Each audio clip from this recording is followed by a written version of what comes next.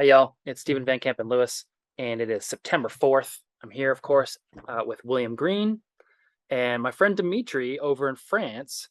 And I want to say that a quick introduction is that, Dimitri and I have been chatting for a while now. He is Mr. Fakename over on Orchid Board. And one day he emailed me or messaged me and said, "Hey, your sound is okay, but I can help." And it got me thinking about the sound in my YouTube videos as, it's sort of an afterthought, at least it was for me, until I started speaking with Dimitri. And then he really focused my sort of attention on microphone and editing, and he helped me through it. In fact, he was even taking the videos and doing sound production things on his end and then sending them back to me. So we've been chatting for well over a year now, I think. Um, Yeah, and about a year and a half, maybe, I think. Yeah, yeah. And Dimitri, you're sort of a lot of your focus for your orchid growing is Phalaenopsis and species Phalaenopsis. So Mhm. I'll let you introduce yourself and chat about yourself and your background in orchids. Yeah, sure. So as Steve said, I'm French. I'm about 27, so fairly young for the orchid business, without throwing shade at you guys. I've been We were growing, 27 once. Yeah, I mean I'm 28 now, so I get Mm. it. yeah, I've been growing orchids for about 15 years, I think. Bit more, a bit less probably, and with a focus on Phalaenopsis for about 10 years. I actually found old pics dating back to 2013, so yeah, about 10 years. I've decided to focus on species because that's what's easily available here in Europe.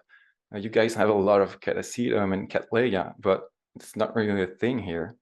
Whereas Phalaenopsis are really available mostly from German retailers. So I've decided to really try to understand them, grow them, and like a lot of people, starting from the basic hybrids that you find everywhere, and then chatting with people and going to conventions and all that kind of stuff. And I vividly remember the first species I saw. It was Phalaenopsis bellina, that is favored by a lot of people for its beauty, like the name implies, and also the scent. And the owner of that bellina was actually there at the show, and we had a talk together, and he really sold them to me. So I think that's how it started. And I went from the easy to find species like Phalacia or like Schilleriana that you can find pretty much everywhere to the more specific plants like Maculata or like Lowii that most people have never heard of. So without saying I'm professional, I think I tried and failed successfully, like most of us. And that's what we're gonna talk about today. It's like how I envision my care about Phalaenopsis. Yeah, and so both you and William grow primarily indoors. Mhm. And so what is You your can see behind me. Yeah, so is that your primary growth space or Um, it was for a while, and then like a lot of people, I suffer from acquisition syndrome, right? I try to put them a bit everywhere in the house and where there's enough light for them. And I actually have a driveway here, so I can put some plants outside during the cold season, during the hot season. So I try to have different grow areas and divide them into working areas for their specific needs. So yeah, primarily indoors growers. cool. I want to know what the guy at the orchid show told you that sold you on the Phalaenopsis. Or was it Do you just the scent? remember? Did he just jam it into Oh, your it nose? was That is a lot. um it was at the show in France that is Bordeaux. I don't know if you've been there. You've been to France like a couple of times, William, I think. Yeah, I was there just last month actually. Nice. Yeah, to Britain, Saint-Malo, and these kind of places. Yeah, it was great. But Bordeaux's down south, right? Yeah, it's about the middle of the country on the west. So there's a big orchid show there, but it's not just people selling. It's there's a part that's inside a greenhouse, you could say, a conservatory, and people have set their plants there. And it was that gigantic bellina, but the, like 10, 15 years old plant. So massive leaves, like this big, and tons of spikes, tons of flowers. And the thing was just, I think it was the smell that really drew my attention first. If you've ever smelled the Phalaenopsis bellina, you'll know that it's unmistakable. And I was not familiar with species at the time, so obviously strike my attention. And when exhibitors show their plants, they have like tags showing their names and who grows the plant. And I was looking at this plant for a while, and there's that guy that popped in and started chatting with me. And it turned out that he's a super famous collector in France and grower who's now retired. And he was talking about his experience as a grower and how it's like in Borneo and where this plant lives and all kinds of super interesting details about his adventures and growing career, really. And I was fascinated because when you're buying a plant in a store, you're just minding about your own business, I guess, in a way. But when you have this renowned guy who's been all over the world and tells you super interesting stories about places you've never imagined, it's really a glimpse into the forest, the Bornean forest. So I think it's really where it started. And So then I started reading a bit more about these plants, about their care, about where they come from, and a rabbit hole, really. yeah, how are you able to sort of jump into recreating the Bornean forest at your place? And I mean, I assume you bought a bellina that day, right? Probably not that day, but I've bought a couple and I've killed a couple as well. Yeah. It's a lot of people want bellina and a lot of people struggle with them. Um, Maybe we'll talk about it in further details when we talk about what recommended species and what hard species there are. I don't really remember what I bought. I think Phalaenopsis javanica, I'm certainly sure of it, and cornu-cervi probably. Mhm. So those are fairly unique species compared to the hybrid run-of-the-mill, like supermarket run-of-the-mill hybrid. So, so what are some of the differences? I think most folks, a lot of folks, they think of Phalaenopsis, they think of like, what you said, the grocery store or at their here in the U.S., Home Depot and Lowe's sell a lot of those, and that's kind of their whole perception of Phalaenopsis. These sort of large, round, white, Mm-hmm. maybe some color in the lip, but that's about it. But there's a whole color palette out there that um, once you kind of start. I mean, Bellina is very different. Ludimagnon is very different, and as I was at Tam Miami last year, you're like, I was sending you pictures, and you're like, dude, you got to get some of those, and you twisted my arm a little bit, and I'm glad you did because I brought home some, or I brought Pretty home cool one. species, yeah. Yeah, yeah, and there's some really cool ones out there, but yeah. So what are some of the species that you really like growing under your indoor conditions? There are currently, if I'm not mistaken, about 71 species. And I think the most common assumption that people have regarding Phalaenopsis is that they all come from like from the Philippines, from Borneo, but actually they range from the Himalayas down to northern Australia. So it's a fairly large area. And there's not just the big showy plants with erect spikes and lots of flowers that you can typically see. Those are made a lot from the same species that belong to the Phalaenopsis subgenus of Phalaenopsis. So it would be Phalaenopsis amabilis, Phalaenopsis schwartiana. Sorry, Latin is a bit weird sometimes. Phalaenopsis schilleriana. Those plants that really show these big flowers with some hair on the lip. But you have a lot of different species in a lot of different conditions, like Phalaenopsis lobii. I think I sent you a picture of this one for editing. I do have it here. It's not in bloom at the moment, unfortunately. But as you can see, it's a tiny little thing. Is that mature? Yep, it has Wow. bloomed, and it had a pod not too long ago. It's mature. That's really cool. And this one comes from temperate. Oh, I'm gonna need you guys' help. Temperate? Temperate forests. Yeah.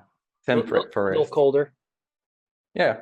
Yeah. Because people think usually of area of distributions in 3D, in 2D, right? There's latitude, there's longitude, but a lot of these places are mountainous and have subtropical and temperate forests. So you have some Phalaenopsis that actually encounter near frost in their habitat. And lately, there's been a lot of hybrids that were made from other species than these big showy flowers one, mostly the novelty hybrids. Those were made from few species like Embornensis or bellina or venosa for the yellow backgrounds. You have also the zebrina, Phalaenopsis zebrina, that looks pretty nice with a yellow background and some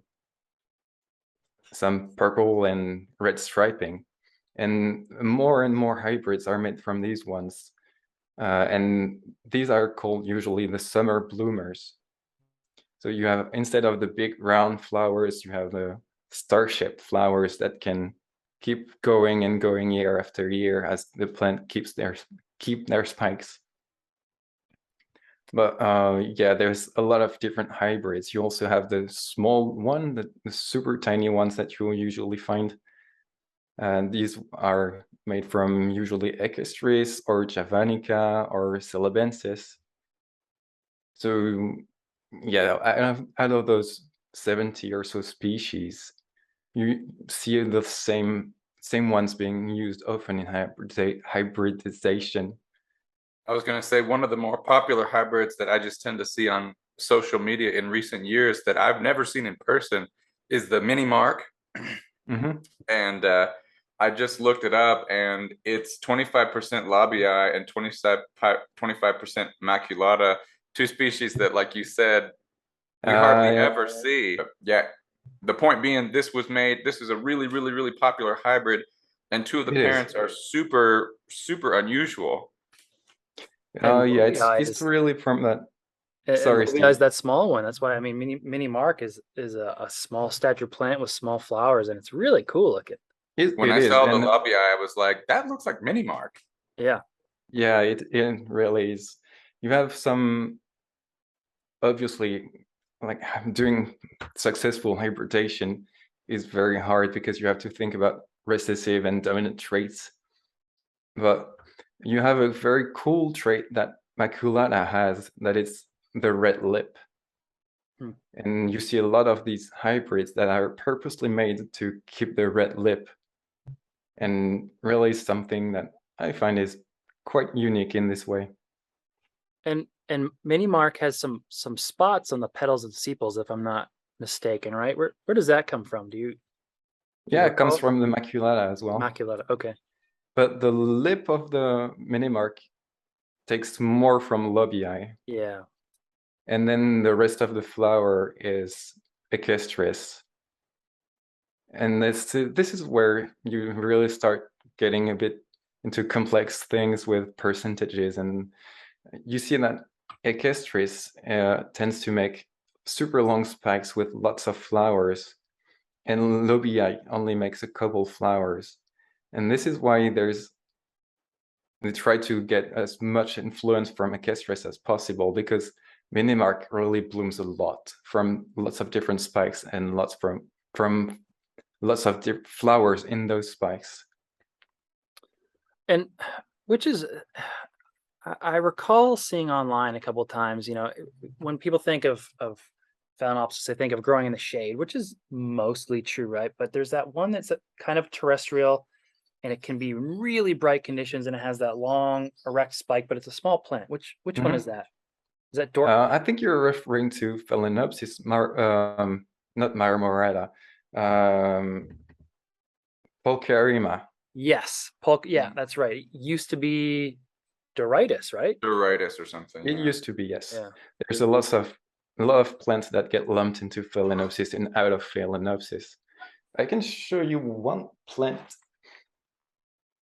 This is a seedling from, if I'm not mistaken, it's called Phalaenopsis, and I forgot the name, obviously. Well, I'll Google it. It used to be another genus. Oh, It there's was lumped into Phalaenopsis. Ceterea. Nope. But it's now part of the same group. Yes, Ceterea is now a Phalaenopsis. Phalaenopsis hygrochyla. Oh, okay. So you had Hygrocylus, you had Ceterea, japonica, and these take more from Venda than from Phalaenopsis, really, but they were lumped into Phalaenopsis. So you end up with a big mishmash of different species that have different care and different needs and different habitat, all under the generic name of Phalaenopsis, which can be really source of confusion for newcomers into this genus. So if you can tell, it really has this very grows towards the top and has erect part, and the leaves are super fleshy, which is not really something that you see typically in Phalaenopsis. So how many years do you think that one will stay in Phalaenopsis before someone splits it out? I really don't know, because more species have been lumped into this subgenus as well. Okay. So we'll see. Which subgenus is that? I feel like some of those, like, when they start lumping things in, there's sort of like a subgenus a lot of time that's sort of a catch-all, right? It's just like, we don't know what it is, so we're just gonna throw it in. Like Polychilus. Yeah. I think it's from subgenus Subpariciae. Okay. I'll check. Nope. It's in the section Hygrocylus. And you have 5 species in there. Okay. So yeah, it's a bit to be grown more like a Venda than a Phalaenopsis, really. And to bounce back on what you said about shade and full sun, I think it's common knowledge that Phalaenopsis grow in the shade. But where people get caught on a bit is that shade in your apartment is going to be different from the shade in Borneo, right? Right. So you see a lot of Phalaenopsis are shade plants. Phalaenopsis are shade plants. Yes, they are, but what they experience in their environment is not going to be the same if you put them in 50% shade in your apartment. So when we grow indoors or even under our latitudes in greenhouses like you, Steve, it's a good practice to push the light as far as they can go without giving them full sun. But a lot of people struggle with bellina or gigantea, for that matter, because they don't give them enough light. And then this is where bacterial or fungal problems start to arise. So it's important to keep in mind that light really fluctuates around the world, and do not take shade for obscurity, really. And tailor the lighting to the individual species or the background of the hybrid that you've got. Exactly, yes. You have quite a few species that will tell you if the light levels are correct, because they will have purple roots or purple markings on the leaves. Like Schelleriana, for instance, is famous for this. It will really start to turn purple as a whole plant when it gets a lot of light. And this is where you want to go. This is good for your plant. Yeah. And have either of you guys burned plants under lights? It's not Under really... lights, no, but if I show you a hybrid, Yeah. this is for reference one of those tiny hybrids that you can buy, but quite grown up. Get big. Much bigger. You can see that the leaves, it's a bit buried. The leaves are a bit thick, and then they get progressively narrow. And these super long and narrow leaves are from this summer, because it grows outside and it gets a lot of reflected light from the walls that are white. So is it burnt? No, but you can see that it's starting to get a bit spindly, so it's a show that it gets well enough light. Mm-hmm. And plants under lights or outside will start to get elongated like this when they get a lot of light. So are we looking for our leaves to be long, light, and thinner? Is that what we want, or do we want something in between the fatter leaf and this? Something in between. This is an Equestris hybrid, so it doesn't really matter anyway. Okay. It's pretty tough plant, and Equestris has very spindly leaves, and I think that it has the most narrow leaves in the genus.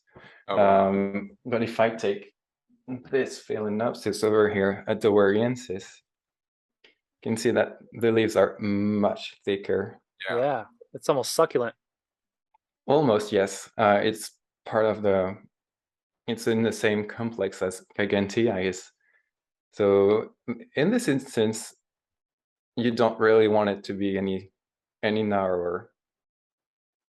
If I compare it to a Gigantea again. And both of those are really nicely grown. They're beautiful. Oh my gosh. Yeah. Thank you, guys. But I tried. those are tricky, right? Those are not easy Phalaenopsis from the grocery store type of Phalaenopsis, right? No, not by any stretch of the imagination. They're not hard. They're not impossible. You have a lot of people that will tell you, no, don't grow this, don't try this. You will end up killing it in your apartment. But to come back to the light issue, it really shows this plant. I just have right under the lights, but like really close to the light, and it looks pretty happy to me. Yeah. And you have a lot of people that will like criminally give them a very low amount of light, and then they will be like, it's not growing, it's not spiking, it has tons of bacterial issues. It's not that the plant is hard to grow, it's that you're not giving it the right care.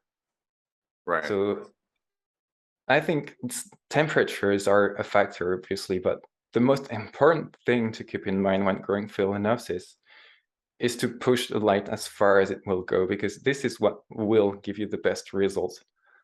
The healthier leaves, the more roots, more flowers, more everything, really. And that seems to be the opposite of what the general idea, like you said, is Phalaenopsis. Oh, no, keep it far away from the light, right? And then suddenly everyone's having problems. It's that common misconception, because if they grow in the shade in the forest doesn't mean it will grow in the shade in your apartment. It's really not the same thing. The forest is still very bright. Yeah, if you go walk in the forest and you have a sunny day and just walk into a clearing and have that overcast shadow, this is what you want. You don't want shade in your apartment. So you have to keep it very bright and as bright as possible, but without giving them sun. Maybe instead of shade, you could say filtered light. Filtered as bright as you can, really. That's this thing to keep from this. Do you think that's the most commonly sort of misrepresented or the most common mistake that people have with Phalaenopsis? growing Phalaenopsis successfully is giving it brighter light than what they think of as shade? I think so, yes, because they will tolerate low light. They will grow and not thrive, but they will survive in low light. But this is really, I'm gonna repeat myself, but this is really where problems start to arise. And if you have a weakened plant because it cannot photosynthesize correctly, then obviously it's gonna pick up on everything, every disease, every bacteria, every problem that might come around your house. If you have a weakened plant, then it's just gonna be easier for it to die and it will not thrive. And when you couple this low light thing with bad temperatures or improper fertilization, yeah, then it's just a recipe for disaster. As someone who doesn't really have any Phalaenopsis except for the big grocery store one that someone gave me a couple years ago, I'm particularly interested in what you were saying earlier about bellina. Bellina is super popular. Everybody wants to grow it. Do you think you could give us some tips on how to grow bellina successfully? Or maybe what people tend to do wrong and then what they should be doing? What people tend to do wrong, it's the same thing again. If you want to grow a plant successfully, I think it's the same with Catasetum or Cattleya, right? If you want to grow it successfully, you have to understand the plant. Popular supermarket hybrids are designed to be bulletproof. They're designed to grow fast, to bloom strong, to be hard to kill. But when you start growing into the species, then it gets a bit more complicated because the genetic of the plant is narrower. You have to respect the plant and try to understand what it wants. And also, I think you guys were talking about this in the previous chat, that if you select the plant that will survive in 3 or 4 generations, you will have a super strong plant. But it's hard to find good strains when you buy species. It's hard to really get this genetic that is narrowed down. So it's easier to kill species than it is to kill hybrids. And for bellina in particular, when you try to understand where the plant lives, it comes from Borneo, it comes from the forest where it's always humid, where it's almost always hot. It comes from very high in a canopy, so it gets a ton of light. My bellina is in there, but the leaves are super thick, almost thicker than the Gigantea, which means that it's a plant that is able to withstand pretty extreme conditions, can experience drought, it can experience super hot sun. And people usually grow them a bit too cold and without enough light. Because when you're right under the canopy in the Bornean forest, obviously you get a lot of light. Yeah, a lot of light, a lot of heat, a lot of humidity. It's not impossible to grow in your house, but it takes some tailoring. Exactly, yeah. You have to work on your look at your plants and try to see what works, what doesn't work. We all have killed a lot of plants to get where we are and try to grasp what's bad when we look at our plants. It's still not something a beginner can do, but start reading and understanding where your plant is going from. And yeah, go from literature, go from people who can successfully grow the species and what they're doing wrong. You have a lot of people that just buy a ton of plants and then are like, why is it not working? Yeah. So Zoom's telling me we got about less than a minute. So I guess before we jump off, is there, William, do you have any last questions that we can wrap up in about 40 seconds? I'm good. I appreciate the tips. I'm definitely interested. Maybe if I find some space, I might try with another Schilleriana one of these days. Yeah, it was a bit short and it's so nice. Schilleriana foliage is just amazing. And it smells absolutely wonderful as well. Yeah. All right, you guys, I'm gonna wrap this up because it's gonna end soon. Thanks, Dimitri. Thanks for having me, guys. Yeah, it's good to see you. Good to see you both. And we'll chat again soon. Take care, everybody. Bye.